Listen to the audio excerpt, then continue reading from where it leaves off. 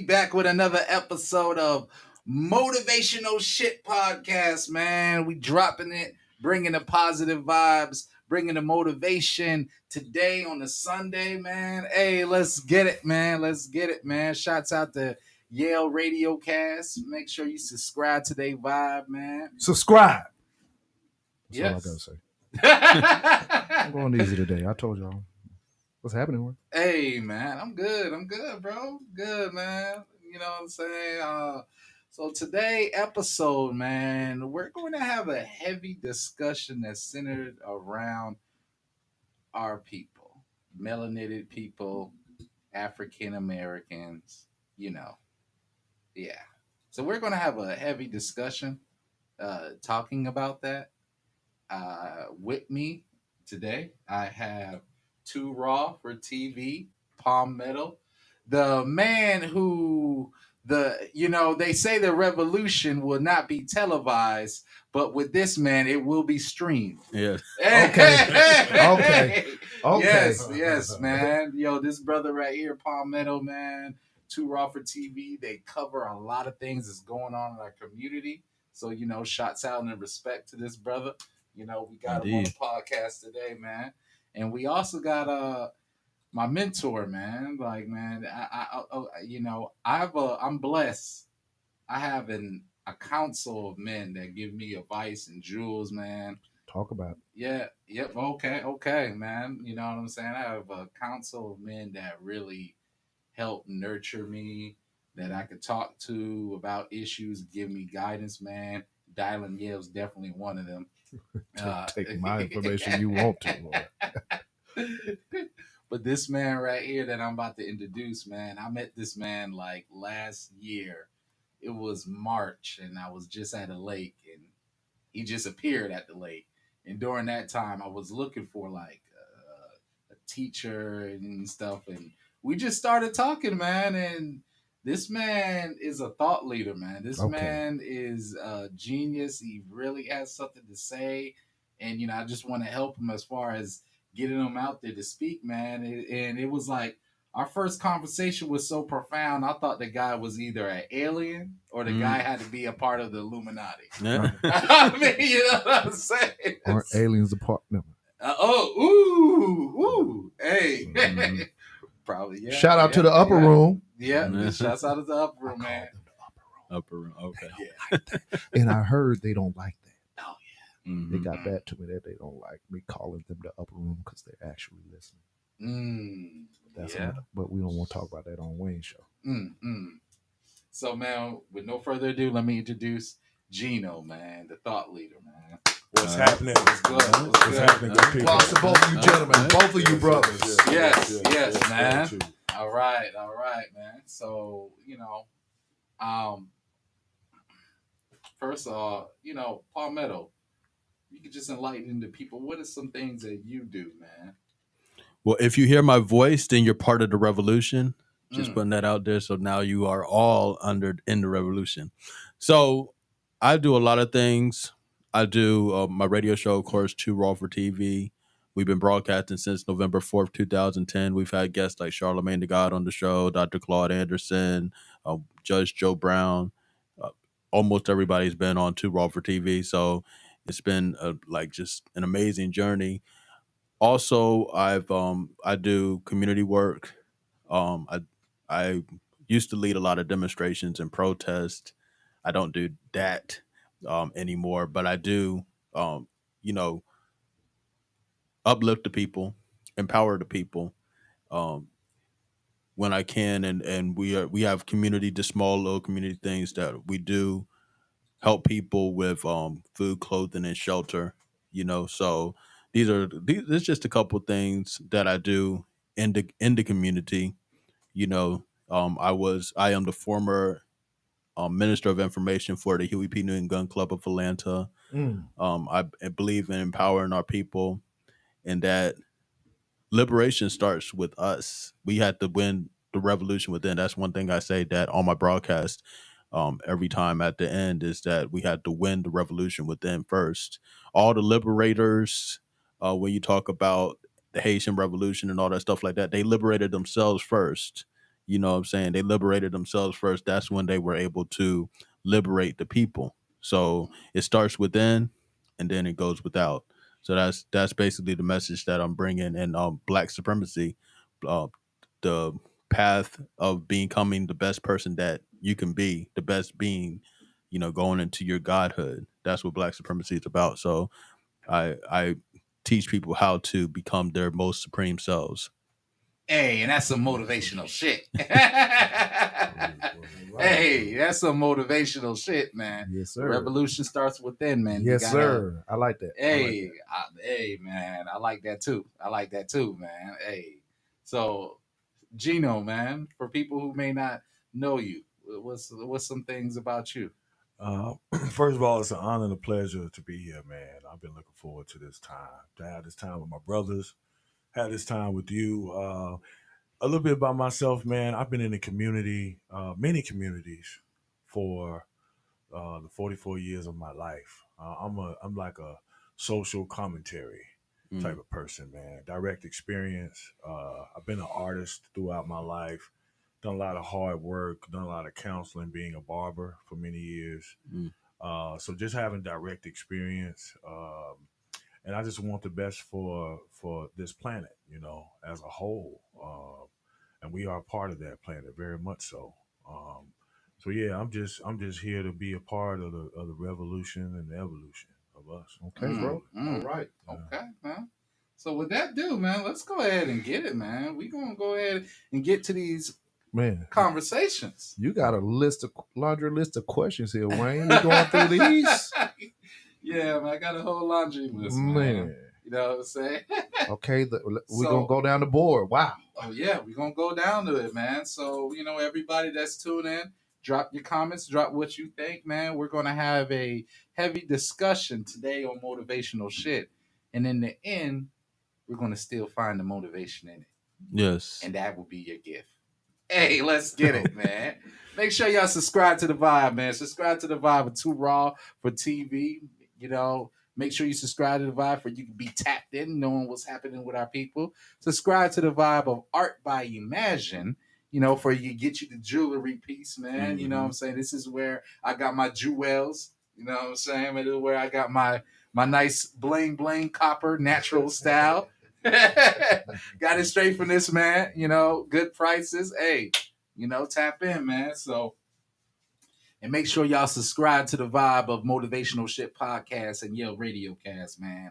Atlanta's #1 motivational community-based podcast. Yes. I like that. Yes. Hey, man, that's the standard. Boy, season 2, Wayne is like on fire for season 2. I just want to let people know that, man. No, man, I just want to talk about my brother Growth, man. He came in. He was supposed to only come in for an interview, right?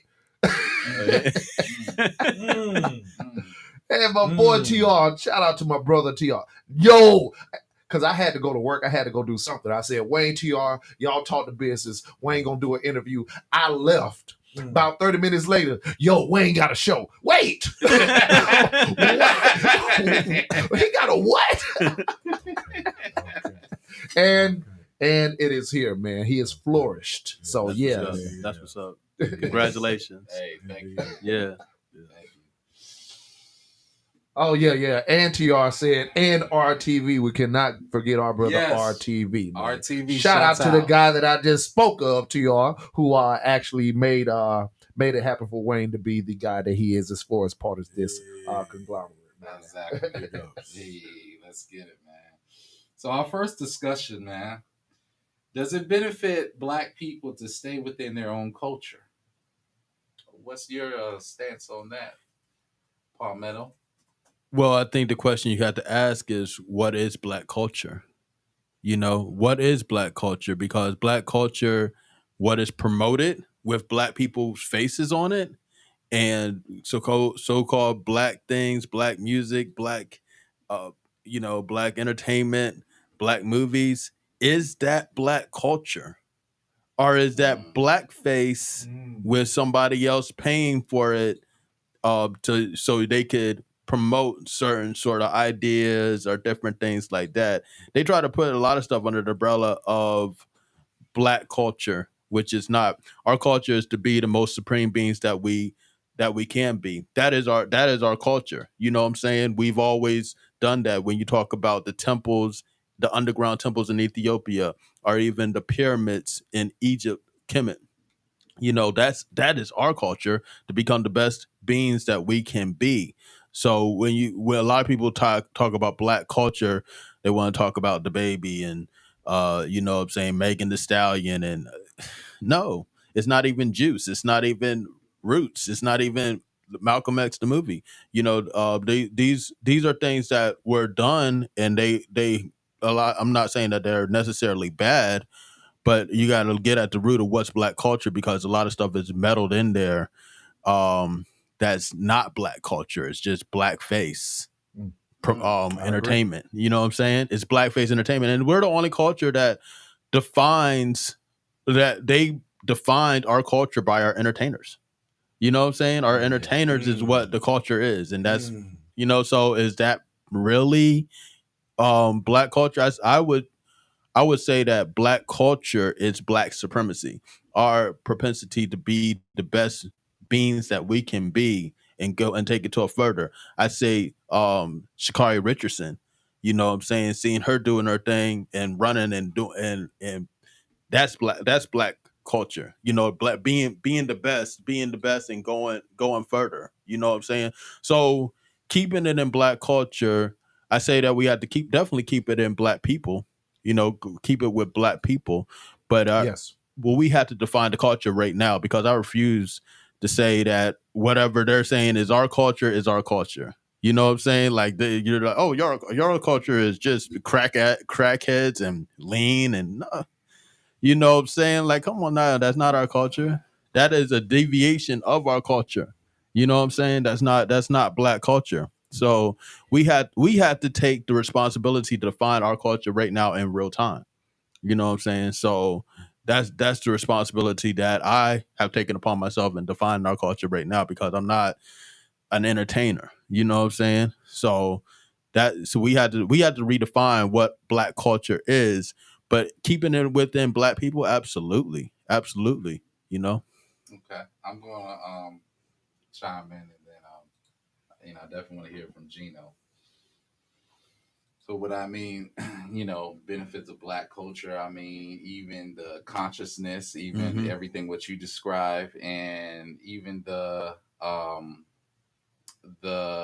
so-called blackface. Mm-hmm. Even the Mm-hmm. blackface, because a lot of our people, not a lot of our people don't gravitate towards the Egyptians, the Right. knowledge of what our people. A lot of our people gravitate towards something different.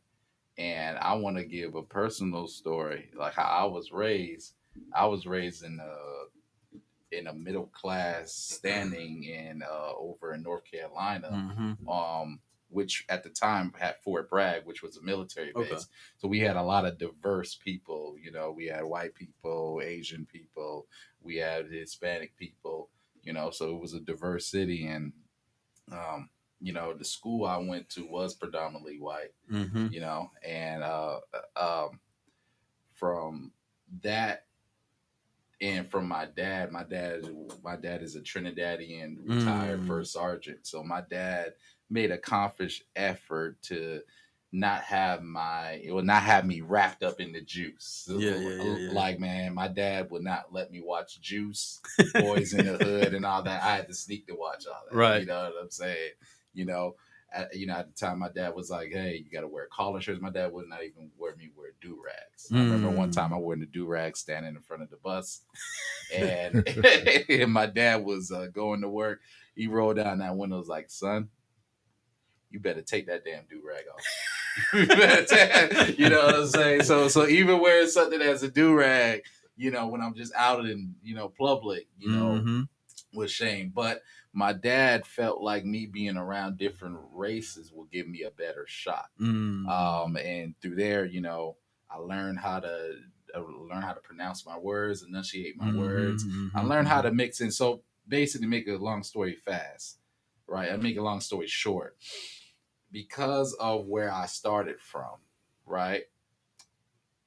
it played a fundamental growth in me because I know how to be in different rooms. I know how to interact with different people with different backgrounds. Mm-hmm. And it was only really when I came to Atlanta, I had to get back to, when got to Atlanta, I was culture shock. It's been a while I've been around Black people. Yeah, been a while I've been around black people. You know what I'm Right. saying? And I dealt with a lot of trauma because of that. Mhm. Because coming to Atlanta, the Josen culture, I was a Yep. nerdy black guy. And I was in the anime way before anime was popping. Right. Playing with Yu-Gi-Oh cards, and because I wasn't from the streets, or because I didn't dress, or because my dialogue, I was picked on a lot. Mm-hmm. You know what I'm saying? So I had to heal from that own trauma, dealing with a lot of my own people. Yeah. You know what I'm saying? And like it took a lot of time. But going back to the question, does it benefit for black people just to stay within their culture? My stance is no. My stance to me is you need to be diverse as you can to operate in this realm, in this world, because we live in amongst different people. And if you just only stay in the hood is a very small world. Right. It's a very small world. So like that's my own personal stance. Okay. You know what I'm saying? I like to hear yours. Yeah, this is Gino. this is a great question. Number one, man, and some things that are coming to me is to my brother's point, how we define things. What do we define as being black? What do we define as community? And what do we define as culture? Mm-hmm. Because we must be defining these things as we go, because the meaning of the words that we're using and how we're programming ourselves or reprogramming ourselves is important. Because if we skip over anything, then we'll get lost in the whole sauce we don't even understand. Mm-hmm. So my experience is a multi-layered experience. I'm a spiritual entity having a human experience, Mm-hmm. and my reflection is black. Mm. There you go. So I'm very careful, because we have to separate all the ingredients that is making the experience what it is, so that we don't necessarily get too much of one taste in our mouth and miss the rest of what constitutes the whole deal, right? So I speak from my experience, because experience is the greatest teacher. Direct information, direct experience is our greatest teacher. It's even beyond the book. And a lot of us have absorbed knowledge from the book. But what about your experience? Your experience is so direct. It deals with your emotions. It deals with you uh, psychologically. So many different things that we're affected by from our experience. So I speak from that, and in that, being in this world, I realize what being the reflection of black has afforded me as a great blessing, and also the trials and tribulations that come with it. And I've seen this no matter what community I've been in. Mm-hmm. Uh, uh, Ignorance does not discriminate. Mm-hmm. Ignorance can be housed in any vessel. Mm-hmm. I can tell you that if I only stayed in my community with my people, I could describe to you many different experiences I would have. Mm-hmm. Many would be uplifting, would be blissful. Being with my black woman would be wonderful, of course. Having my family, my children. But that only exists within a certain environment, a certain type of black community. There you go. Mm-hmm. Mm-hmm. You know what I'm saying? So I really look at it in a very practical sense. And what happens is when I go into it and then I zoom back out, I go back into being the spiritual entity, Mm-hmm. having a human experience as well as having a black experience. Mm-hmm. Now, what's more personal to you, your personal experience as a human being, or your black experience? Now, I would gather to say that your black experience is a small percentage of your full experience. Mm-hmm. When you grow up in a black household, you are one of maybe a few children. You have a mother and a father. So the dynamic that you're experiencing at that point is not being black. Mm-hmm. It is a Mm. family human experience that you're Right. having. So I guess one of my goals is for us as a community, as men, my sisters, my goddesses, my queens, everybody, is to zoom out and then zoom back in and see if the conversation is still the same. Is the context still the same? Are we focusing on what's most important to heal ourselves as human beings, and also the reflection of black family and so on and so forth? Or are we only paying attention to one aspect of ourselves? So that may be one of the reasons why we're not getting that far. So I don't want to be too long winded, but that's my response to that question. Can I add something or Yes. say something? Yes, please. And respectfully, I'm gonna say it respectfully. I'm gonna take the Go gloves ahead. off, though. I'm gonna take the gloves off. Okay. Uh, we have to realize our own power. You know what I'm saying? Black is, when you talk about black culture, that is the foundation of all these cultures.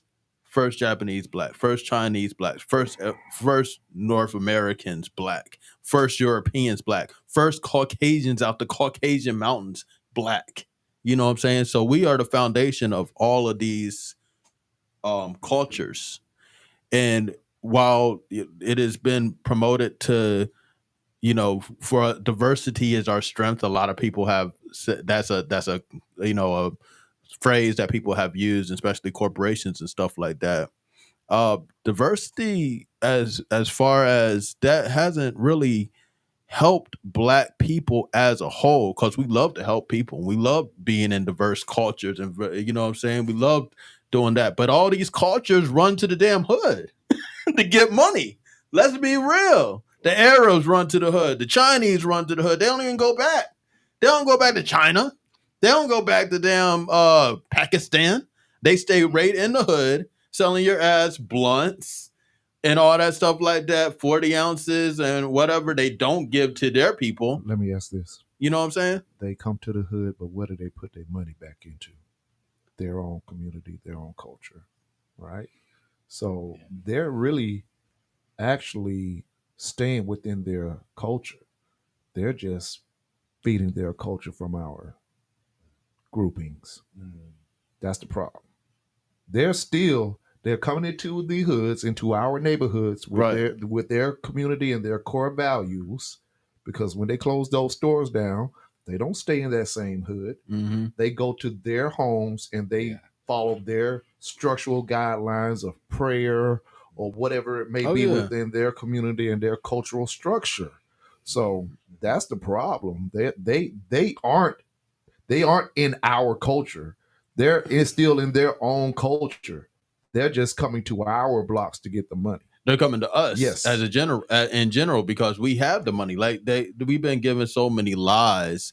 Black people would be one of the world's strongest nations if we collectively put our money together. You know what I'm saying? So they're coming for black people. That's what I'm saying. And then along the way, they try to say, that black culture is this, black culture is that, and it's been tampered with and watered down. We got to define our culture as it is, what we want it to be right now. True. You know what I'm saying? And not let anybody else define what our culture is, because if we get other people to define what our culture is, they're gonna have a Malcolm X movie starring Brad Pitt. You know what I'm saying? It's coming. Things like that. So we got Mel Gibson already play an indie. right, exactly. So we had to realize our power before we go and try to diversify and things of that nature, because we are very powerful beings. They come to us. They come to us for these things, and they have their wealth is from us. Like, you know what I'm saying? They try to be like, oh, pull your strings up on your bootstraps, or pull yourselves up by your bootstraps. But y'all took all the wealth from us. Elon Musk, Tesla wouldn't be anything without the Africa and the resources that they even run Tesla and these devices that we have with, you know what I'm saying? So to me, a lot of times diversity can be a trap. I'm also from, I also grew up with amongst different people, military household. I've Well, seen the world. I've seen the world. I lived in Japan. You know what I'm saying? I seen the world. You know what I'm saying? Um, so we have a lot of power within ourselves. You know what I'm saying? So like once we start getting out and being like, oh, da da da, like, these people come to us, realize our power first, and then we could really, and it starts with you as an individual. You know what I'm saying? You realize who you are, and then that gives you the fortitude to be able to do these other things. But if you don't know who you are, these people are going to play you. These people are going to play you. They're gonna keep your change at the store. You know what I'm saying? Like, think about how much money they get Well, they from don't give you that, from that Negroes, one penny. right? From Negro, no, but they'll be like, "Oh, keep the change." That's how we are. Blah, keep the change. I'm like, man, how much money they making off that? You know what I'm saying? So they making so much money. They making it rain off black money. The whole world, the whole world. So when we talk about diversify and diversity, we got to realize who we are, because I know we're going to talk about this later, but talking about what do you bring to the table? We're the whole damn table. You know what I'm saying? Once we step in the room, we're the whole table. So if with us being the whole table, this is why no matter where we go, I believe we are seeing fragments of what our culture is. Mm-hmm. I'm gonna give you a prime example, and so because I'm not gonna beat around the bush about my white experience. Okay, I spent time around poor, impoverished white people, trailer park, and I've spent time around wealthy white people, Mm-hmm. same as my people, uh, Hispanic as well, and so being a social reporter, having this direct experience, I started looking at how this is different than my house and what are the benefits, because you have to be able to draw something positive out of your experience in order to grow. If you go through your experience with a partition of judgment, you may be missing some fruit that can be added unto you to help you grow. Because I'm gonna tell you something. I know every single black man that and black woman that is watching this podcast right now has been indirectly positively affected by what we want to call the white experience. Mm-hmm. And I know this is very taboo to talk about, but I'm gonna give you one example. Um, my people have areas where now in business they need grooming, and that grooming is pejoratively coming from one place, and it is white America. Mm-hmm. So let's talk about the growing of black business. Now, one of the reasons why black business is suffering now is because of poor customer service and organization. Mm-hmm. I can get an amen today because it's Sunday. Amen. Yeah. And because we're experiencing this every day when we go in, we are supporting black business, and we've also you've been to Chick-fil-A, and then you've been to our restaurants, and you're able to see the difference. You're spending your money, etc. Now, if it was for me, I believe we need to have a panel just like white people did, where we give certain classification to black business for being of excellence. Mm-hmm. We're saying, well, come shop with me, and I'm just gonna treat you however, and you should give me your money because I'm black. No, we ain't doing that. Mm-hmm. We have to up our standards. Now, I say you don't have to reinvent the wheel. Mm-hmm. There have been other beings on this planet that have been working on something. And the only thing I would accredit to white people is this: the very thing that they stole from us, and I'm not talking to all white people, I'm talking to those who have pillaged and committed genocide and so on and so forth, and taken their antiquities and so on and so forth. But it's the science. This is what I hope for a people who identify themselves as only black, that are in a struggle, is for you to use science. Mm-hmm. If you want to level your playing field, no matter what type of being you are, how you define yourself, you need to be operating using science. Mm-hmm. Because the white man has been using science. Mm-hmm. He's been using science of the mind, science of sales, science of everything is science.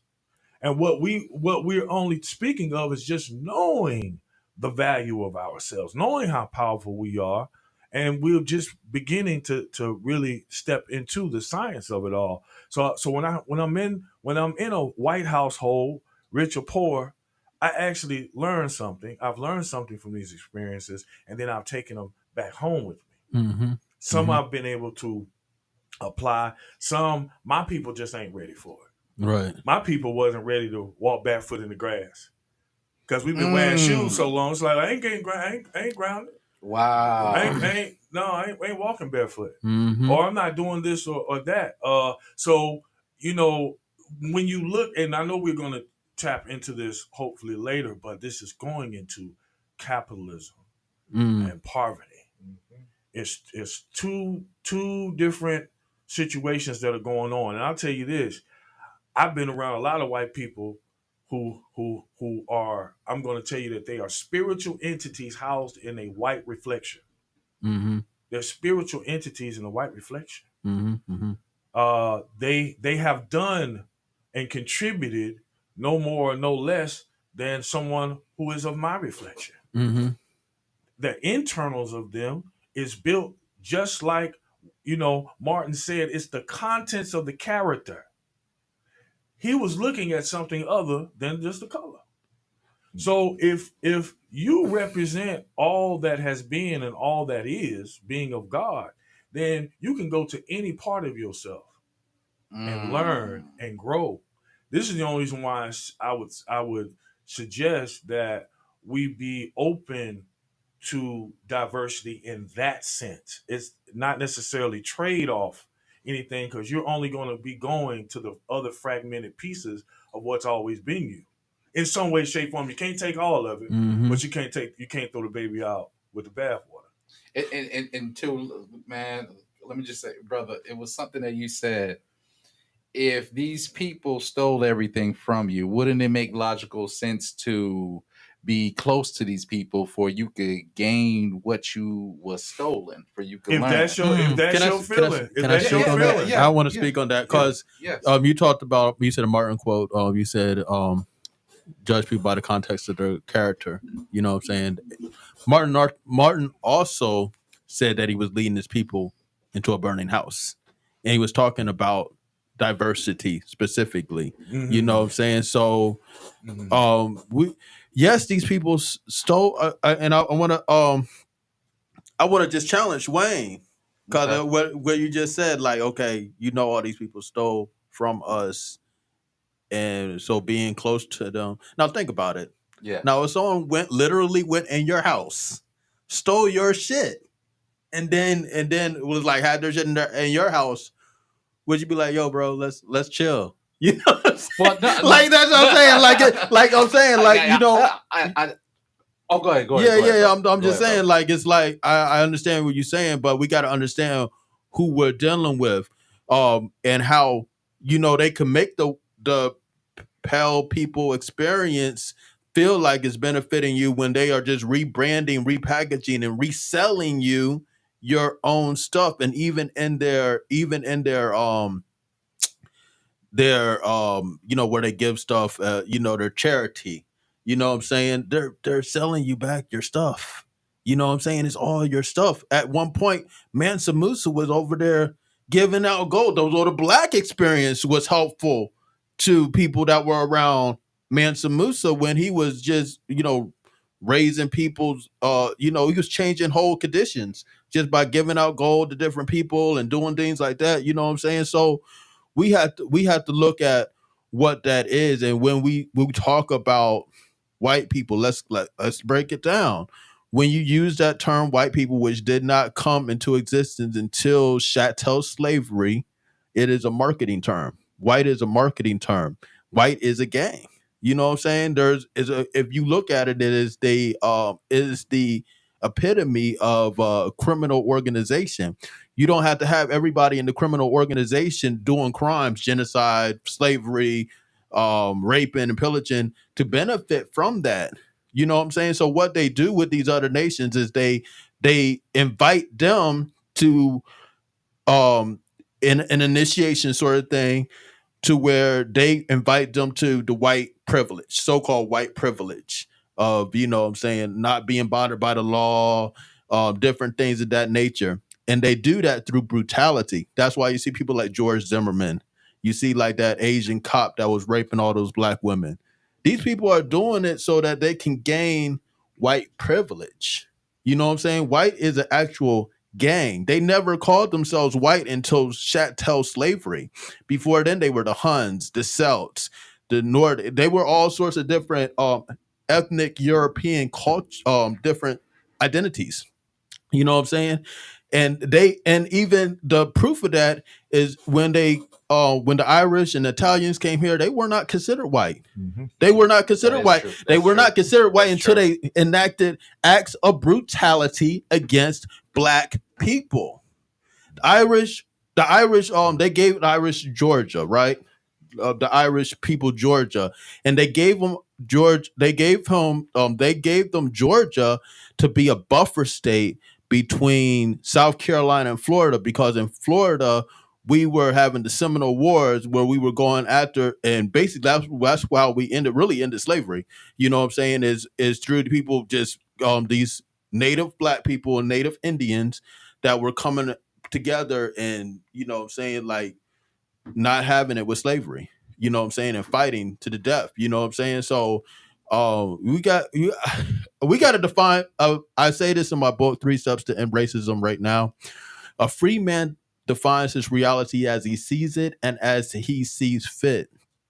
I would even say that the classification, if pink people really want to be down with us, then we had to define them as we see them. You know what I'm saying? White is a gang. That's what they put on themselves, so they could have it's a whole thing, like the whole flag where they show race with the black and white squares. What do you think that's about? You know what I'm saying? They made it the chessboard. You know what I'm saying? They made themselves white to sort of give this black and white dynamic and all this stuff like that. It's a black and white, and you know what I'm saying, that you know, even the phraseology, it's all black and white and blah blah. You know what I'm saying? All that stuff is so that we could have this sort of like, oh, you're white and I'm black and da da da da da. Well, we always called ourselves black, so there's a whole lot of things with that. But it's like you we have to really look at what we're dealing with. That's basically bottom line. We have to look at what we're dealing with, and you know that's what it is. Because white, to me, is not a race; it's a gang. You know what I'm saying, and it has all the trappings of a gang. You know what I'm saying. So if they want to really, we have to define our reality as we see it and as we see fit. Basically, bottom line. To answer your question, brother, I do see your reference with that. You know, if someone came and, stole something from my house, yeah, I will want to retrieve it back, in a forceful fashion, Mm-hmm. or, however I can. But speaking from my experience, our people, and this is the woes of a light worker. Yeah, I give a lot of light. I assist in development of my people, and not even just with my people. It's white kids, Hispanic kids I have mentored, is all. But our people, a lot of our people ain't getting it, man. I'm saying, like, that's a hard thing. A lot of our people ain't getting it. The stuff that I deal with on the mental health aspect, with families getting broken down and this and that, and not being open to therapy, even when they ain't paying out their pocket, their state insurance is paying for it. Mm-hmm. Not trying to follow up, not trying to have a black mentor. I have a couple of mothers that understands the importance, and I'm gracious to them. But to directly answer your question, my philosophy is this: I'm Malcolm X when it comes to the economics. Mm-hmm. I'm saying, black businesses and all that. But I'm Martin Luther King when it comes to my purpose. Mm-hmm. Because my purpose as a light worker is to assist all those that need help. Now, of course, they got to respect me, of course, and they got to be open to it. You know what I'm saying? But for all those that seek help. So I don't mind aligning myself or being around white people or different people, because if I can learn something and grow and expand, which I have, that's aiding my soul and feeding my soul, because a lot of our people don't have it. You know what I'm saying? I didn't have a brother like you or a brother like him growing up. You know, I had a father that taught me is proud. You know, hey, be proud to be Trinidadian. That exposed me to a different culture that allowed me not to get caught up in the whole fashion, being a thug and stuff like that. Because I was a follower. I could have easily went by that same path and got into jail and this and that. But being around those white kids actually, you know, because a lot of the black kids at that time got caught up in all that. Yeah. You know what I'm Fake saying? black culture. Yeah. Fake black culture. The fake that's black not culture. our culture. That's not our culture. Yeah, and I do agree. Weed and I mean all that shit. That's not our culture, man. They just this is black culture. You know, this fucking movie and this Lil Wayne and like that's not our culture, bro. Like that's not our culture. Like so that's our what they promote for black people to get trapped up. But they're still talking about selling crack in these raps. Nobody even does that anymore. They're talking about that because tell my brother that. Go ahead. I'm just saying they doing that for the most part. It's a sole concept of a culture. Yeah. It's a sole concept, a financial concept of a culture. Yeah. That's been streamed on our media platform, BT, the pimp culture, the pimp society. So everything negative they've associated with a black experience, making it seem that this is our culture. Right. It's only a life growing experience. That doesn't make it a culture just because you have done crack, you have smoked weed, you do listen to rap music. That's not a culture. That's a social experience. Right. You know, and that's the problem. I think the problem is we really don't at all have an identity for a culture. That's the problem. That's what it has to be defined now. It has to be defined by us now. That's the real problem. We're here sitting in a room talking about with different opinions of who we are or who we should be. And do we see any other cultures, white people have this conversation? No. Do we see Indians have this conversation? No. Do Asians actually have a conversation of who are we? No. We're the only group not knowing who we actually are. And it's because it was stripped from us and what has been placed in our mind is who we are. That's a true problem. Yeah, it is. And our people got to be more open to rearrange and embrace that, bro. Like, yo, and it's not even just with this generation. Let's take it back. Let's take it back. After the Black Panthers, right? After the Black Panther era, you know what I'm saying? Our people was down. People was wearing afros. Our people was saying Black Power and this and that, right? Yeah. Right? Okay. Now, here we come to 70s, and here comes all the black exploitation films. You know what I'm saying? Talking about pimp culture and this and that. That was media. Yeah. That was media. Yeah, that was media. But our people dropped all the afros and this and that to start dressing like pimps. Right. I think something is, if we want to talk about a culture that is ours, is we have to talk about something that's exclusive to us that nobody else does, that nobody else lives, that nobody else thinks about, that nobody else feels. I know one thing as a black culture, we were at one point the most together community as far as men and women outside of all cultures. Well, maybe, you know, them Indians, they were doing something different for it. It was more so based out of control. Our culture was based out of unity and love for each other. It was. And that has been stripped of us. Yes. We had everything that we feel that we're lacking or the traumas that we're trying to survive. We had that already. And because, I mean, the majority of black people in the United States actually believes our history started in slavery. True. That is a very important mindset to change. It's like we really got to bring everything to the table, and then we got to sift through it and sort through it so we can get back to, now we can make an itemized list, you know, and set some things. Because otherwise you're just bouncing around miseducation, you know, perceptionary issues, etc.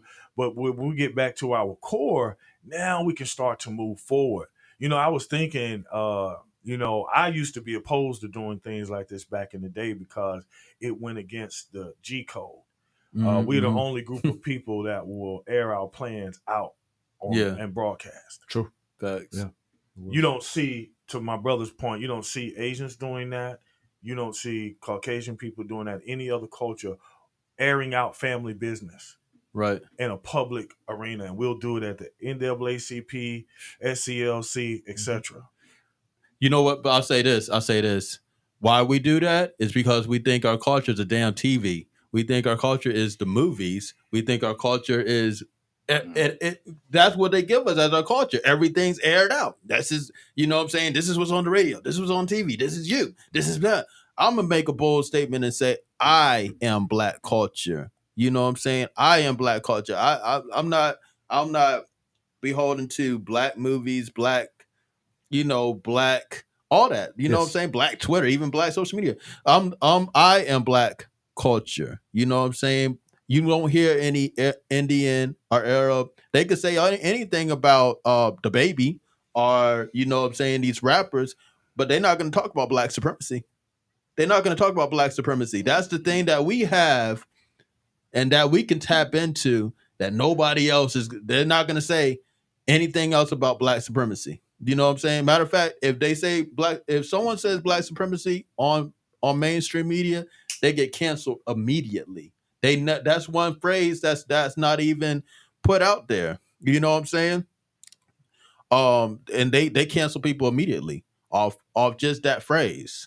I think the last person that said something about black supremacy, and he was talking really against it, the black guy that got groped by that Jewish person. What's that guy's actor who got what's his name? the big guy? Yeah. Oh, this is Terry Crews. Terry Yeah. Crews. Yeah, Okay, so he said something.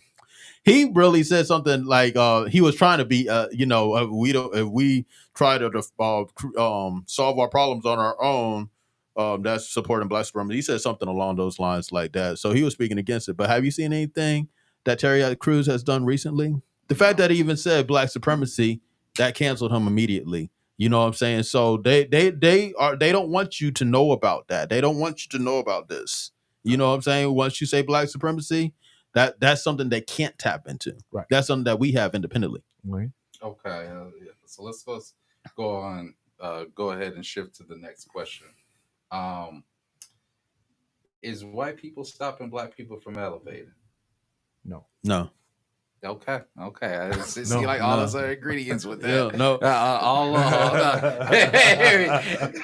Everybody agrees with that. See, like, yeah. No, I'll say we are stopping our own selves. Yes. We have to learn how to love ourselves and love each other. Love is our reflection, and we have to work together better. So with that, that's going to lead to the next question. Is black business really the solution to help our people? And can black business lead to black capitalism? Mm. Is that black capitalism being a negative or positive? In what way? I mean, I feel like black capitalism. See, one thing. This is the question. I'm going to share something with you from the other side. The other side says, well, if we give you all of the money and we give you all the land back, what are you going to do with us? See, they're What already. are you going to do with us? Well, the thing is, they're scared that we're going to do to them what they did to us. That's Correct, the problem. Correct. Right. Now, so in this terminology, is not black capitalism going to be same as white capitalism? Mm.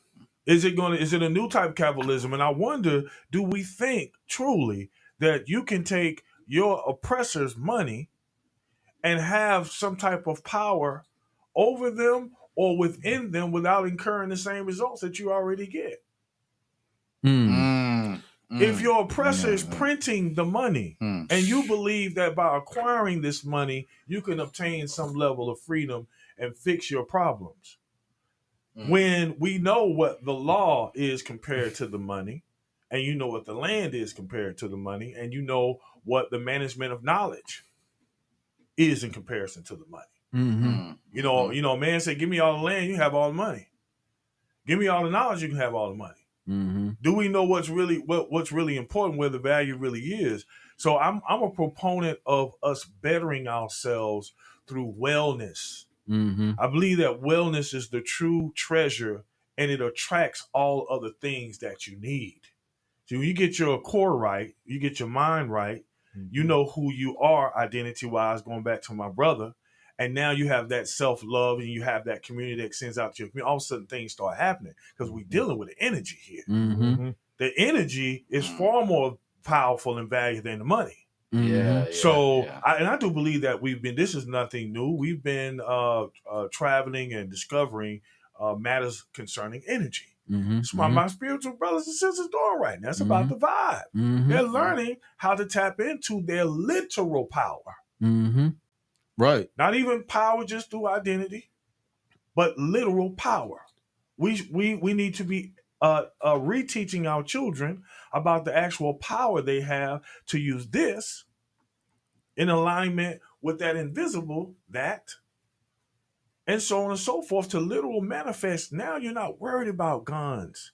You're not worried about wars. Mm-hmm. You're not dealing with finance because you're literally dealing with the power that is you, that is your source, your creator. Mm. And I believe that's when we'll get so far beyond the distractions and we'll get to the answer and the progression that we do see. I say black capitalism. We've already gone to. We got millionaires. We got billionaires. But how has that changed the conditions for black people as a whole? Black supremacy is the only thing that's going to change the conditions of black people as a whole. Is us realizing who we are and tapping into our true power. We are the currency. They can have we are the currency. We define what the dollar is. The rappers are the only ones keeping the dollar alive. With money phones and all that stuff like that. They're the only ones keeping the dollar alive. The dollar been dead. Rappers are keeping it alive. They're making it look good to the rest of the world. Making it rain. They're making it look good to the rest of the world. You know what I'm saying? We are the currency. Well, let me ask this. Does it look good to the world or does it look good to a community of people who doesn't know the value of the dollar, i.e. this our social corner of people who hasn't been taught things of that? So the world or us? I think rap music has made the dollar look sexy to the world. That's the only reason why it's still even valuable right now. When you have the bricks coming up, the brick system, yes. bricks. Yes. You have all these different things, you know what I'm saying? And the dollar been dead. You know what I'm saying? We keep it alive because we put value into it. And when I say we, I'm talking about black people specifically. You know what I'm saying? Because we make it look good. We make it look good to the world. That's the reason why it's still standing. You know what I'm saying? It's not backed by anything. It's not backed by gold. It's literally a piece of paper on cotton, literally, which they make up. Like, you know what I'm saying? Like, we could go into this, like how they just create all this money. You know what I'm saying? They want to know how these people are buying these houses in Atlanta, all cash. Man, a lot of this money is even counterfeit that the banks are making at the bank. You know what I'm saying? Yes. So we put value into it. We put value into the money. You know what I'm saying? But really, we are the currency. We are the true value. Us. You know what I'm saying? Not some piece of paper with a slave owner and a slave house literally on the paper. You know what I'm saying? So I think we are the ones that create value on a dollar. You know what I'm saying? So when we start taking that and applying it to ourselves, the possibilities are endless. When we keep on empowering the dollar and all these different things, that's that's going to benefit us because other people because we don't print the money. You know what I'm saying? Yeah. But you breathe every day. You know what I'm saying? You breathe for free. You know what I'm saying? So concentrate on the things that we have available that we can access for free and become the best at those things. Breathing. You know what I'm saying? Breath work. All that stuff is very important. You know what I'm saying? We're struggling trying to get a Bugatti and stuff like that. Have you even meditated today? You know what I'm saying? You trying to so come on, and that's the power. That's the true power. You know what I'm saying? Not this dollar. Now, I was saying in the economic conversations of the day and financial conversations of the day, most progressive people in finance are talking about credit versus money. True. They are talking about trust versus money. Mm-hmm. So we're already moving on beyond it because we found out what its value is. Mm-hmm. We're moving back to it's amazing because once you get into certain arenas of credit and then you get into trust, now you're dealing with where value actually comes from. Because I'll give you an example. A bond is a instrument that is created on a piece of paper, and once the right jargon is put on it and has the right correct information on it and is signed, it now becomes a value of instrument of value. Mm-hmm. And that's the same essential origins of the dollar. So what you realize is there's more value in your signature. Your signature is what gives these documents value. Until your signature gets on it, it has no value. And the reason why it's the signature is because signatures used to be written in blood. The essence of your being, the plasma of your being, is what gives a piece of paper the ability to become currency. So it's the currency through your blood which gives the currency its value. And then the reflection on the other side might have been some gold, which is your blood needs to actually clot when you an evolved physical being in a different form. But we get into that later. That's alien. But the signature is what gave the value to the currency. So when we trace these things back, it goes right back to us. We create value. Man, Hey, I'm feeling the discussion. he is an alien. I know, right? I told you he is, bro. I was like, you know what? Yeah, man, I told you, bro. ATL, alien all the way. Yeah. Big ups to Outkast. Thank you, hip hop. Yo, man, we got a comment. Webbs. The flat, we're all doomed. Amen. Brother. All right, come on. Come on, Wells. Come on, Wells. Okay, Come on, okay, Wells. come Come on, Wells. Come on, Webbs, man. But still, I appreciate you commenting, brother. I appreciate you commenting, but it's still hope because it's still light and the sun is still out. So, hey, let's get it. I love what y'all brothers was saying as far as moving beyond the paper. Mm-hmm. You know, so I'm going to just speak from the standard of where we're at right now. Mm-hmm. Okay. I'm all for black business. I'm all for circulating, the black dollar. Mm-hmm. It's kind of going back to what Gino said, but we got to get our economics right. We got to, when we're talking about doing businesses, or we're talking about doing business and networking and follow up, we got to make sure we're actually following up. A lot of times, you know what I'm saying? And I'm going to say this, I'm going to go back to the first question. I learned how to do good, proper networking through white people, through their culture, through watching that. And I'm going to pinpoint it because me and this brother, we known the brother that was doing an event, right? I'm not going to say the brother's name, a brother that was doing an event, I had Sister High Heels introduce me to this brother, right? And this brother knows Sister High Heels. Sister High Heels told the brother, like, hey, he be around Travis Trap Barber, which be doing a lot of stuff in the community. And, maybe he could speak at your event. Me and the brother exchanged numbers. Now follow up with the brother. Next thing I know, the brother blocked me. You know what I'm saying? Instead of just telling me that, hey, man, you know what I'm saying?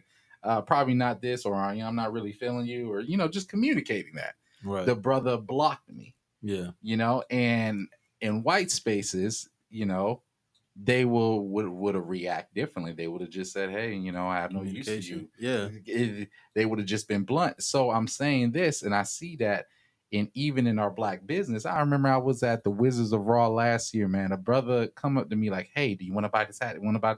This brother showed me a dingy, dirty looking hat with a hole on it. And I told him, no, bro. Bro, I'm in the middle listening to red pill talk, man. You know what I'm saying? And then the brother like, okay. So, the brother still hovered around me.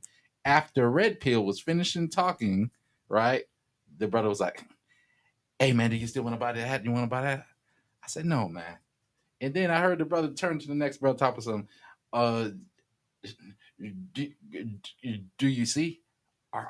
Our people don't want to support black business. You want me to buy your little dingy ass hat with a hole Be in your own it? people. Yeah. So you want me to spend my hard-earned money to buy your little dingy hat with a bunch of stains on it. Yeah. And because I don't support that, you want to say, oh, I don't support black businesses, which I really do support a lot of black businesses because I seek out to get my cocoa butter and my shea butter. I seek out to get my cologne from my own people. I get my hair cut from my own people. I brought the jewelry from my own brothers. You know what I'm saying? So, I mean, with that right there, we're still in the beginning phases and we got to get that set before we even get to the trust. Mm-hmm. You know what I'm saying? Because it be a lot of shady businesses practices going around in the so-called conscious community. Mm-hmm. You know, in the community where people are enlightening and elevating and about humanity. Mm-hmm. You know, it be some shady shit going on.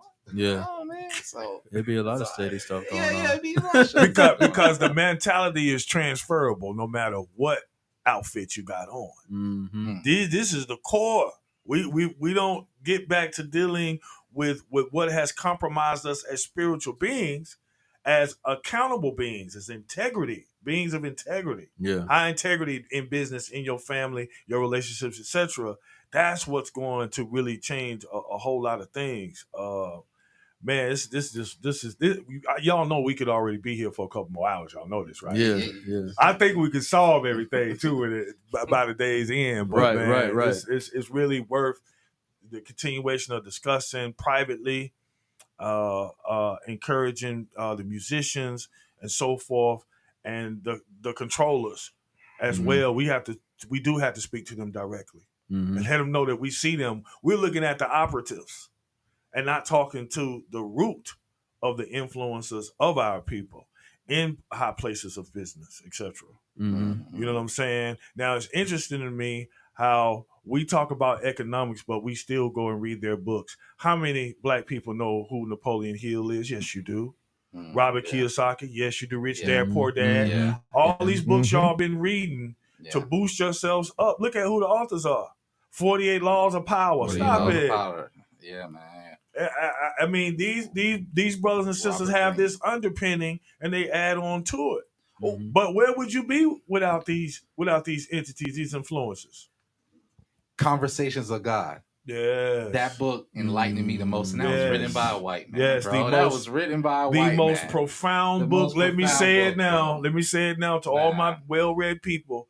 Conversations with God is one of the most profound, enlightening books ever written on this earth.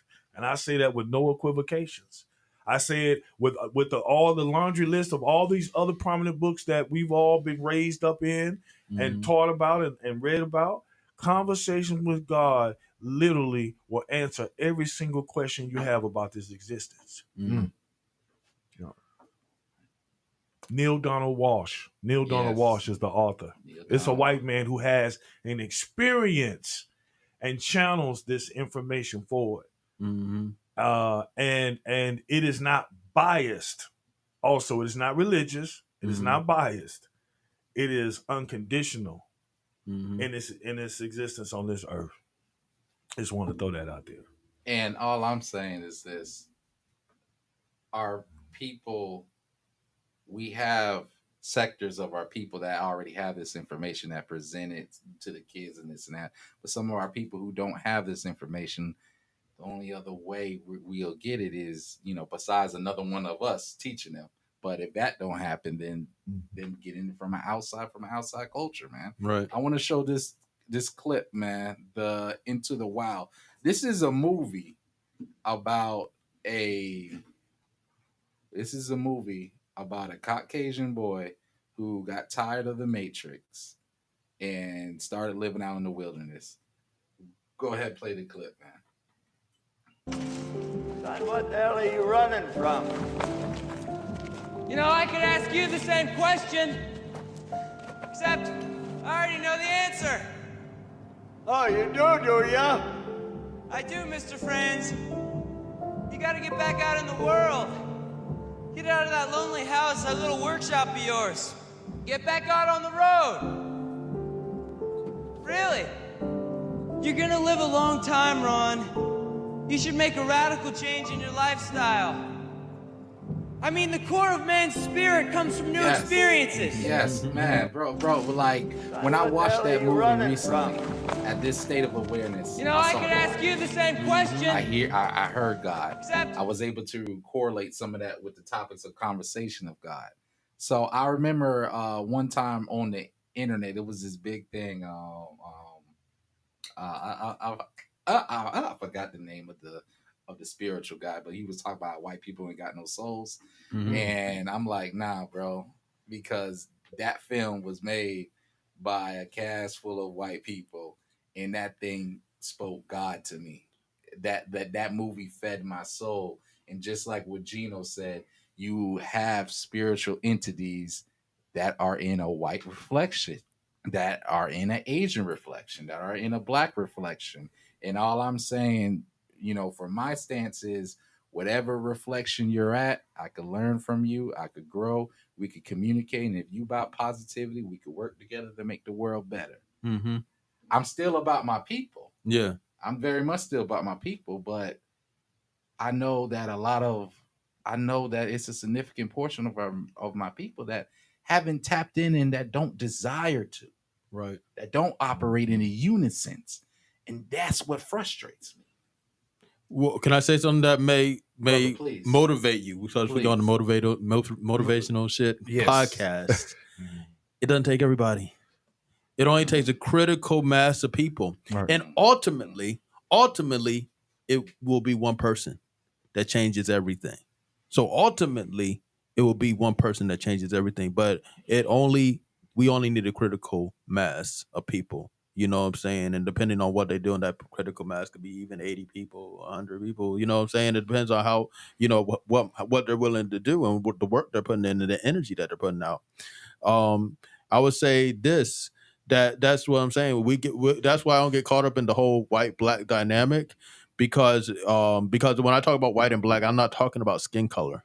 You know what I'm saying? I'm talking about your connection to the universe. That's black to me. You know what I'm saying? Is our connection to the blackest thing. When we sleep at night, you know what I'm saying? All you see is blackness. Before there was anything, there was darkness. Everything comes from the darkness. What is your connection to that? What is your connection to the primordial source? That's what I'm talking about when I say white and black. So you could have somebody in a more pale vessel that exudes these things because he's not white, so to speak. You feel me? Because a lot of these people have been, a lot of these people, like, you have a whole category of people that they look white passing, you know what I'm saying, but they're not white. There's most of these pink people here that consider themselves white are not white. That's why they put the Asians in there, the Mexicans in there, they, when the Spanish people in there, they're not white. It's a gang. I'm being literal. It's a gang. They put all these different European different things in there, but that's not a skin color. That's what we get caught up in a racial dynamic with white and black. When I talk about black and white, I'm talking about what is your connection to the primordial source? What is your connection to the universe? What is your connection to your essence? You know what I'm saying? That's what I'm talking about when I speak upon white or black, because there could be there's a lot of pale people that support what I'm doing. You know what I'm saying? And support black supremacy. But what is their connection to the primordial source? It's different than the so-called this white man that they put out there. You know what I'm saying? So I don't get caught up in race. I get caught up in what's your connection to the universe and how can we, really utilize that, Wow, I got you. Okay, definitely, man. Yo, man, we been having a good discussion, man. Everyone, make sure you subscribe to the vibe, man. We're gonna tackle our last question, but before we tackle our last question, man, I want to showcase some of Gino's jewelry. And make sure you subscribe to Much love. subscribe to his vibe, Art by Imagine. I've been rocking a nice piece since we've been Well, since we've been in here, this is some labradorite I got on. Mm. When if y'all wanna rewind back the video, it's a nice piece of labradorite. I've been doing this for 15 years. I learned from a homeless brother by the name of Copper John. Big shout out to Copper John up in the Celestial, who gave Outkast their name. Was a major influencer to Erica Badu and all these brothers and sisters who was trying to tap in, and they were using copper. They were connecting with copper. So that's what we do as coppersmiths.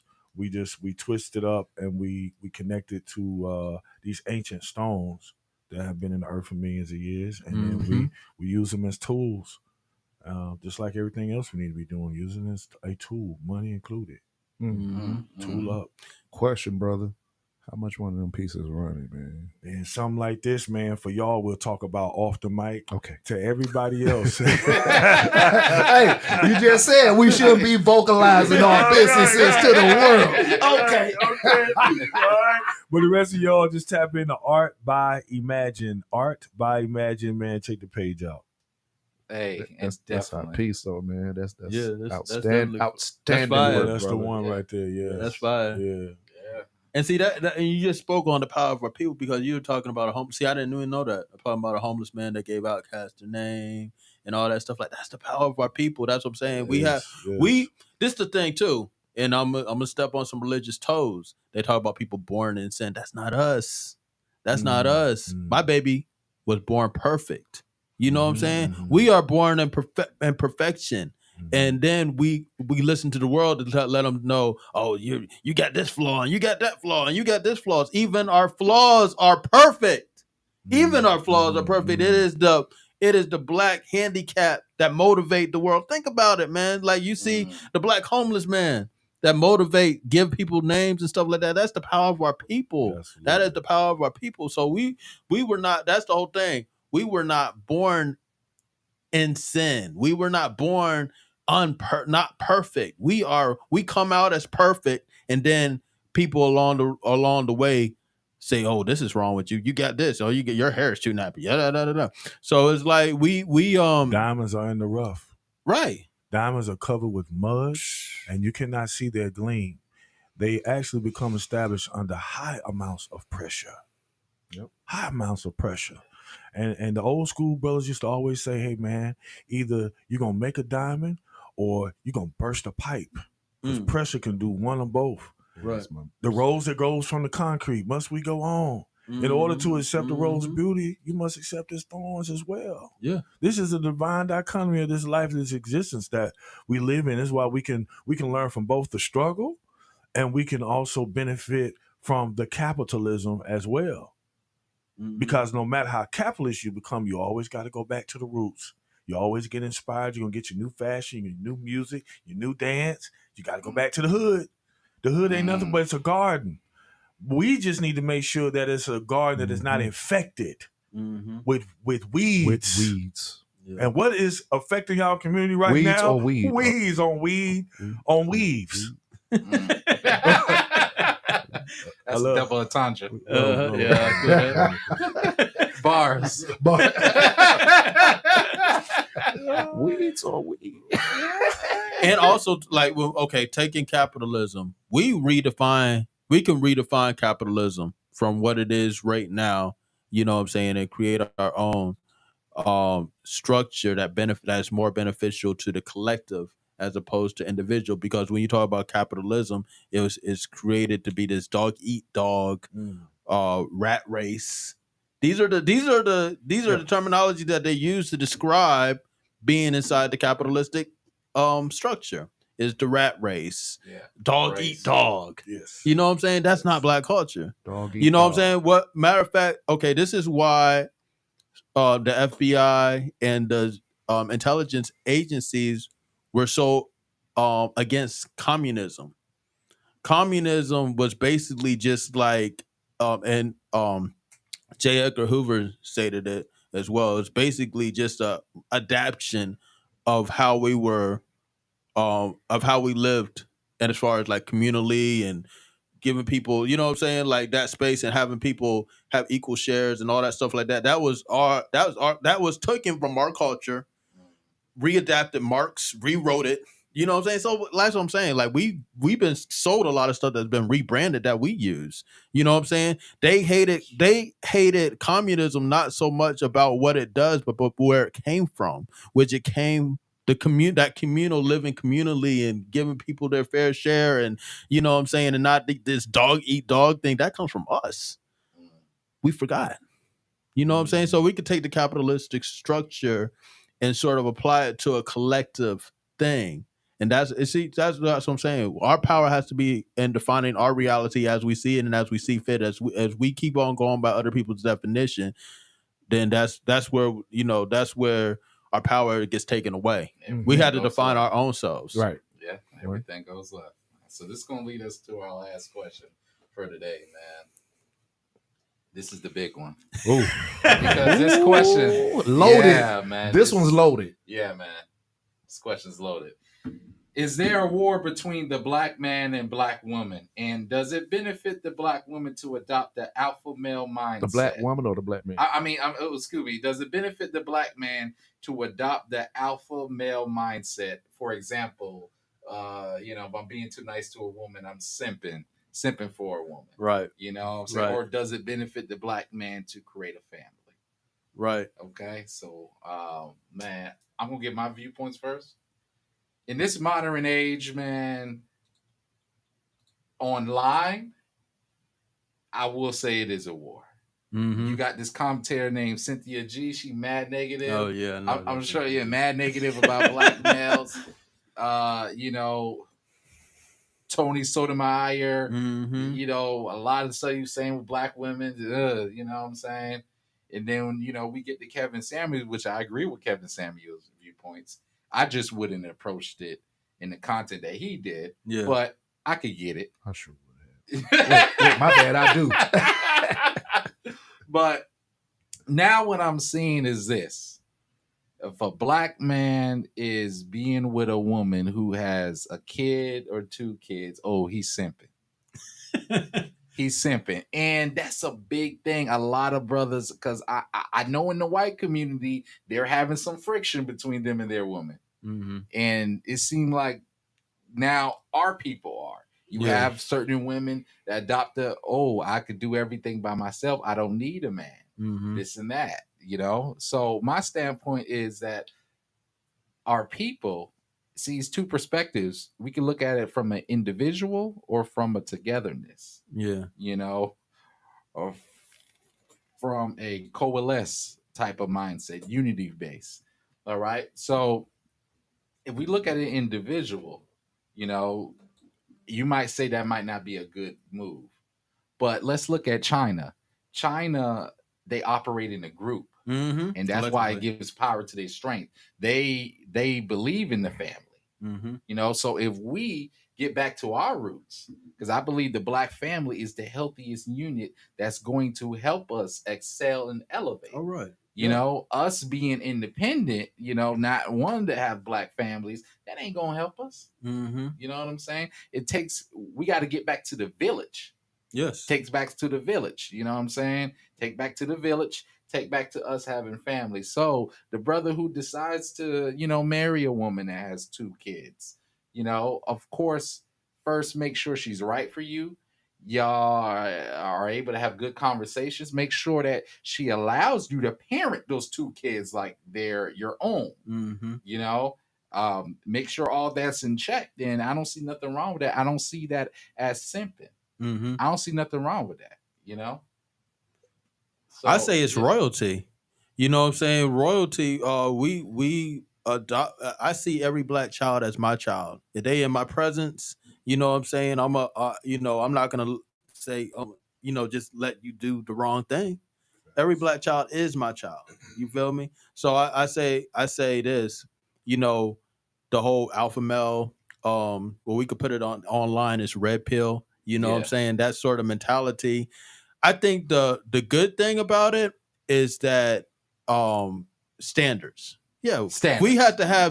We had to have standards for each other, and I think that it could tell a lot of the bad bitch behavior. Yeah, you feel me? Yeah. So let's adopt standards. However, saying you have the red pill world is really racist. Is honestly really racist, anti-black. You know what I'm saying? But they to discard. We need black children. We need as many black children as possible. I love black children. We need as many more black people as possible because okay, pink people are at a zero population growth, which means they're dying off quicker than they're being born. That's all around the world. You know what I'm saying?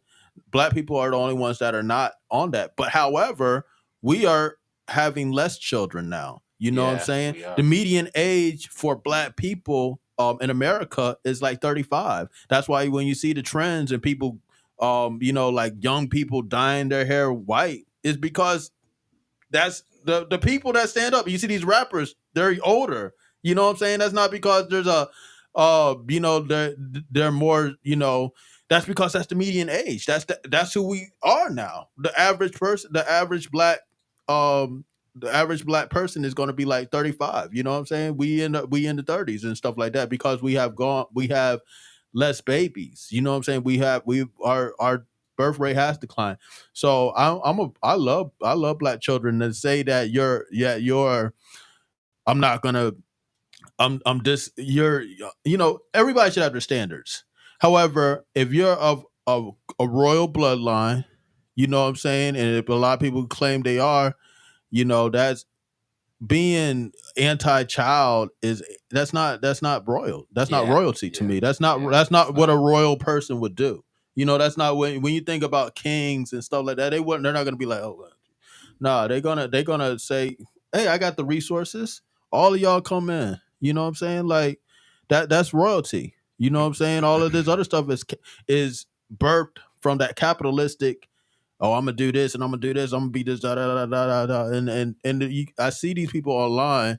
That's why I love the podcast thing. But at the same time, it's just like a lot of the podcast thing. They regurgitate the same thing, and Same viewpoints. and a lot of times is borderline racism. Like you calling yourself Pookie, like I'm like they are all these Pookies and Ray Rays, and I'm like, bro, you sound like a straight white man out there. You know what I'm saying? Talking about some Pookies and Ray Rays and all that stuff like that. Come on, man. Like we standards, yes, but throwing away people and children and stuff like that. We got to see people where we are. We are at war, and a lot of the things that have happened to us are because of that. You know what I'm saying? We got to heal together. So yes, standards are good, but throwing away people, I'm not with that. Mm. Keep being the example. Keep being the example. Be encouraged to be the example of what you want to see. Do it for your woman. Do it for your family. Do it for your mother, your father. Uh, just figure this thing out. Spend some time with it. You have nothing but time. Mm-hmm. It's what are we doing with this time?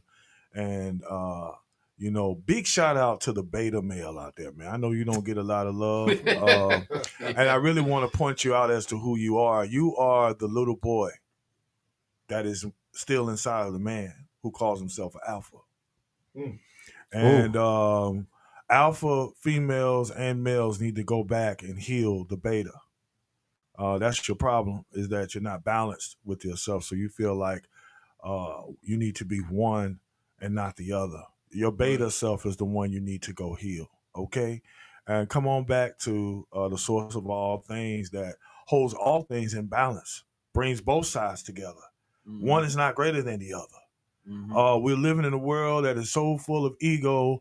We're having economic problems, communal problems, health problems, and everything else in the book, because it's going back to the nature of your being. And when you're out of alignment with your true nature, with the nature of your creator, you have all sorts of issues and problems that you go trying to solve with your limited perspective. Mm-hmm. So much love to the family, the black family, the white family, the Asian family. I say, hey, I'm gonna be real specific right now, right? If you want to go learn about inner qualities and how to build up your inner strength, go sit with an ancient Asian or an ancient Indian, an elder Indian, elder Asian.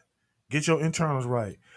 Go to my Hispanic community and get your listen. You can get your cook on. You can get your dance on, and you can definitely get your family on. Like your unconditional love. We're gonna be 10 people living in the house till we all come up.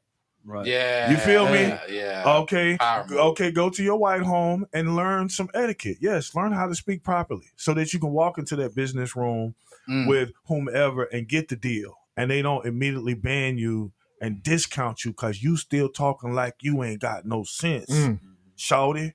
You understand me? Bro. So you need to wear your different hats in this world. And where you gonna find your hats at if you don't go to the community and buy one? And then when you get those hats, you can come back to your own community. Come on now. And create resources all to I'm uplift saying. your brothers. Beautiful hat closet. Exactly.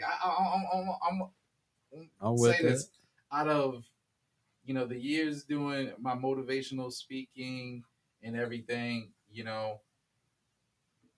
I know I talked about the negative, but I have had some of my own people that have really helped me that have adopted Black love. One is this man right here. This man has connected me to important people to where I could rub shoulders and build relationships with. Right. Also, my sister High Heels. Shout out to High Heels. Shout out to High Heels. Yes. Shout out to High Heels. Shout outs to High Heels. She has introduced me to some influential figures. And then have left it to me to follow up. Also. My other mentor, Isaiah Zimmerman. Shout out to Zay. Every event that I'm coming, that he tells me to come to, one of those nonprofits got money, and that's why I'm working on a deal right now with one of the nonprofits. There you go. Bringing real assets, real resources. So, you know what I'm saying? It also shouts out the Trap, man. Shout out to Trap didn't have to Trap. You know what I'm saying? Allowed me to help him as far as mentoring the kids. Trap didn't have to do that. You know what I'm saying? But Trap did, unlike the other brother we talked about, you know what I'm saying? Trap did off the strength of knowing Dylan and knowing Sister High Heels. Trap did it, you know what I'm saying? Off the strength of knowing them. You talking about Preacher Trap, right? Business. You talking about the Preacher Trap? Travis Barber. Travis, okay. Travis Barber. Okay. Yeah, go by Trap. Travis Barber. Okay. Yeah. So, you know what I'm saying? I want to say shouts out because we have individuals in our community that are actually, that believes in Black business, that believes in helping another person. Yeah. And I want to play a clip. I saw you had a clip up there, Dylan. I saw you had a clip corresponding to our the topic. Yeah. And we're dealing with a society that does not love each other at all. Now we're talking about people loving yourself. We don't see any conversation about loving the other person. Your 100% may not be my 100%. Ooh. You thought you were the man until somebody who could do more than you walks in the room, and this is his natural. This is his bar. People don't want to hear that they're not doing good. They're being told by society what you're doing good. What you're doing enough. Is great. Right. You're just being pretty, ain't it? And we should be able to tell people that. Women, you should be able to tell a dude just because you slanging, that ain't it. That ain't what supports me. That ain't what builds me. That ain't what helps us build our family structure. The conversation should be held with a man from a woman and from his friends and from his circle. Hey, man. So you just been kind of like floating a little bit. Don't you think you need to try some stuff to do? And we're dealing with a society. All right. So basically, my point in that clip was, since the conversation is about a little bit of a separation between the man and the woman, it's just that it's competition. And we have become, because of, we keep on circling back around to what we've been taught and what we've been trained and what we've been manipulated to think. Everybody's selfish. Everybody's standoffish. Everybody, this world has become, this community, this circle of us has become combative. And we've been taught that's the way to be. All this toxic masculinity and all this bull crap, it's almost like things become so trendy that people think they need to be this way. This is how I need to be because this is what social media tell them. I overheard a young lady say a couple of weeks ago while she was going out, and the conversation in the room was, she was bragging about when she was in the club and the dude approached her and she said, yeah, well, I'm a bad bitch. And the other women in the room was like, oh, yeah, girl, talk that bad bitch shit. And I'm like, hold up, this is the young person. Y'all supposed to be telling her to sit her ass down somewhere. Right. Man. So I'm saying we've lost our way with guidance. We've lost our way with our own positions in the relationship, man and woman. That's why I said what I said in that clip. Each one of us should be able to tell the other person a little bit of guidance. A man should be able to say, hey, dude, you need to do a little bit more. Mm-hmm. You need to try a little bit harder. Mm-hmm. Somebody told me that, and I already knew it, and I had to focus and get my shit up a little more. Right. And that's where we're failing to, where everybody's being told, you're okay being who you are. No, you ain't. Mm-hmm. No, you ain't. And I should be able to say, hey, you ain't doing shit right now. You're just breathing. Man. Just because you paid a... Man. Talk to the people who will listen to you. We miss a lot of opportunities to talk to, influence, and guide people who will listen. You go to the people who won't listen, and you try to give them the message.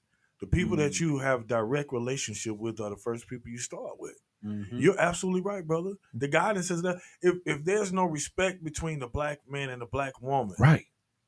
How are we going to get anywhere? They'll tell you that communication is the foundation to everything else. So if we can't listen to each other, I even got to listen to her presenting to me the wrong way. I got to listen to whatever my angst are, whether it's nagging, bitching, whatever case may. I have to listen to all of that, take that in, and then have her listen to me. That's our first step. And we're going to take notes. Pull out a pen and a paper with your family. Right. Write notes. Treat your family like a business. Go down an itemized list as to what's happening. Because y'all do what you call arguing and you lose everything. There you go. Right. Because you don't come to no resolution at all. You just got a mess. I'll say it like this. And then you were saying the alpha and beta male thing. To me, that's another thing. There's like I'm a sigma male. You know what I'm saying? Look it up. Sigma males is it's like we're more mysterious. It's like it's like beta. It's not beta. It's not like beta, but it's more like you have your power. You know who you are, and you stand in it. You don't have to be like when I think of an alpha male, they're like the beef eating, like, yeah. I'm this, I got Well, I'm that. Smash. I mean, I'm that too, but I'm just calm, I'm collective. I'm you know what I'm saying? I'm like in the cut sort of person, you know what I'm saying? And that's me. I'm not, I mean, what's it called? What's the word? I'm able to talk to people when I need to, you know what I'm saying? But that's, I'm more of an introverted sort of person, you know what I'm saying? So, we gotta look at all the whole spectrum. And what the brother was saying about basically saying iron sharpens iron, we have to sharpen each other and unapologetically, you know what I'm saying? And not just have standards for these women, have standards for your homies too. You know what I'm saying? We not gonna gain anything. If your people not doing nothing, then you're gonna be right along with them doing nothing. You know what I'm saying? No matter how ambitious and all that stuff are, you know what I'm saying? Have standards, and if people violate what you're doing and they go against your standards, have the tenacity and the fortitude to test the testicular fortitude to be like, man, bro, even though you are, a talented person or whatever, because you have violated my standards, I can't deal with you. You know what I'm saying? We gotta be able to let people go. That's as important as acceptance as well. You know what I'm saying? Because not everybody's going to make it. Matter of fact, most people aren't going to make it. You know what I'm saying? Most people are not going to make it, and we got to come to terms with that. Yeah. You know what I'm saying? We got to come to terms with that. I don't know. I'm just putting it out there. I don't know what everybody was in 2020, but when I heard they said, black people have to get the vax first. You know what I'm saying? To me, that was like, I'm definitely not getting that. Right. But then you had a lot of our collective go, it's going to be kind of like, so, not everybody's going to make it. And that just, to me, that proved that, you know what I'm saying? There's going to be very few people that make it. seeking acceptance and peer pressure, man, we can just do a whole episode on that. A lot of the stuff is stemming around the need for acceptance. There you go. Big shout out to the alpha and beta female, because my dealing with my beta females over the years, I've been dealing with a lot of insecurities. And now you're the same one saying I'm that bitch. So we'll get in there later. Let me ask: do you actually believe in a alpha female? Because I don't believe I in don't. a female. Because I'm being facetious. You're being facetious. I'm being facetious. Because I was about to have a whole conversation It's with you.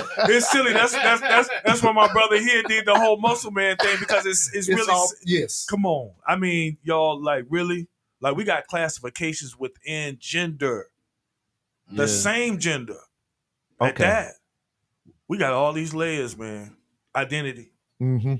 Identity, man.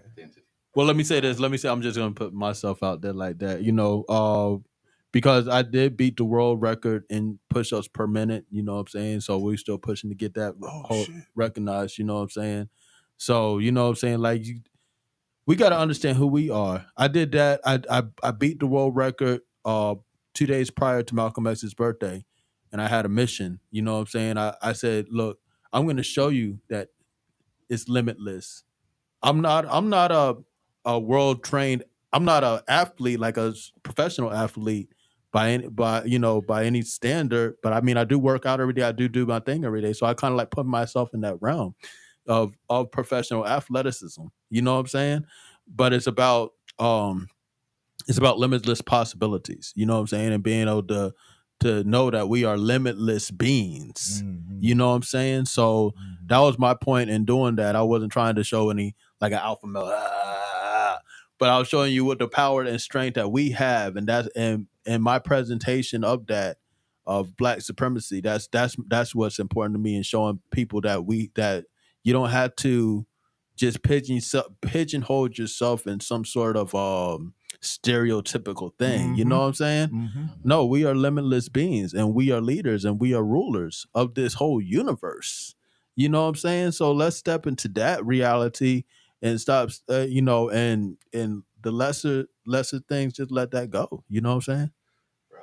And that's some motivational shit. Hey. Let's get it, man. And that's why we had these conversations today.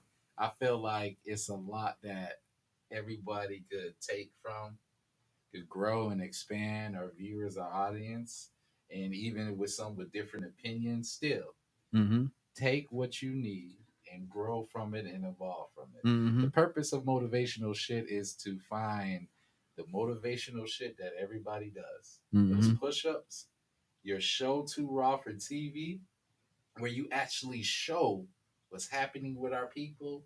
You update, you educate another Black media. You know what I'm saying? When me and Dinah have talks with our brother Key too, leader of New Era Atlanta, that's one of the main things he says, supported for Black media. And I want to say a suggestion. Michi X have a platform. I think that'll be the solution. Well, that'll be the solution for all of us. But she has an old platform that's like YouTube. Mm-hmm. You know what I'm saying? So I remember you would say you was going through social media issues. Yeah, I think that's something you want to check out. All right. You know what I'm saying? But definitely, I want to wrap up this show. I want to wrap this show with some words of wisdom, with the sound, the vibe, the conversations, the energy that we have had all today. Take it, grow with it. Because what's truly motivational is you making a change and you having love for your people. What is truly inspirational is you then applying the action to further benefit your people. We all, like many of us, come up from different backgrounds, have different ideas, different ways we was raised, but still our core is the same. A human, a spiritual entity having a human experience. There you go. And what are you going to do with your human experience? Will you choose to motivate the masses? Or will you choose to sit back and watch the world be ablaze by chaos and fire? The decision is yours. But take this conversation and take this blessing and find the tools that you can use. Get it.